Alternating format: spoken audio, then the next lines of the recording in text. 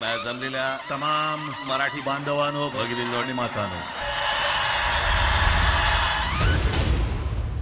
कोणत्याही वादापेक्षा आणि कुठच्याही भांडणापेक्षा महाराष्ट्र मोठा आहे. आम्ही अस्सल मराठी बोलणारे तुमच्याही पेक्षा जास्त कडवट कट्टर देशाभिमानी हिंदू आहोत. जे माननीय बाळासाहेबांना जमलं नाही आम्हाला दोघांना एकत्र आणायचं, ते देवेंद्र फडणवीसला जमलं. आमच्या दोघांमध्ये जो काही अंतरपाठ होता तो अनाजी पंतांनी दूर केला. माझ्या मराठीकडे, माझ्या महाराष्ट्राकडे वेडावाकड्या नजरेने पाहायचं नाही कुणी.